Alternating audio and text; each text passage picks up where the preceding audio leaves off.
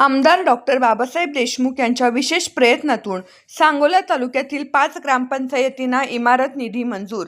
सांगोला ग्रामपंचायत प्रशासनाचा कारभार व्यवस्थित पार पाडण्यासाठी ग्रामपंचायतींना नवीन इमारतीची आवश्यकता होती। सांगोला विधानसभा मतदारसंघातील सोनके व तिप्पेहळ्ळी ग्रामपंचायतींना प्रत्येकी 25 लाख आणि आगलावेवाडी, हटकर, मंगेवाडी आणि सोनलवाडी यांना प्रत्येकी 20 लाख असे 5 ग्रामपंचायतींना माननीय बाळासाहेब ठाकरे स्मृती मातोश्री ग्रामपंचायत बांधणी योजनेअंतर्गत नवीन ग्रामपंचायत इमारत बांधण्यासाठी एकूण 1,10,00,000 रुपयांचा निधी मंजूर करण्यात आला असून आमदार डॉक्टर बाबासाहेब देशमुख यांच्या मागणीला यश मिळाले आहे।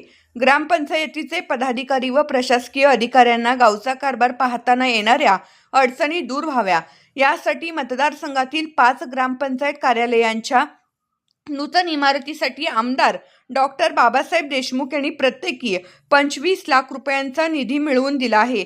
मतदारसंघाच्या सर्वांगीण विकासाला गती देऊन शासकीय कार्यालयांचा देखील विकास करण्यावर आमदार डॉक्टर बाबासाहेब देशमुख यांनी भर दिला आहे। यामुळे प्रशासकीय अधिकाऱ्यांनी मोठी अडचण दूर होऊन नागरिकांना सेवा मिळण्याची सुविधा निर्माण झाली आहे। महाराष्ट्र राज्य ग्रामविकास तथा पंचायत राज मंत्री व सोलापूर जिल्ह्याचे पालकमंत्री माननीय श्री जयकुमारजी गोरे यांच्याकडे आमदार डॉक्टर बाबासाहेब देशमुख यांनी ग्रामपंचायतींना इमारत बांधण्यासाठी निधी उपलब्ध करून द्यावा ही मागणी अधिवेशनापूर्वी केली होती।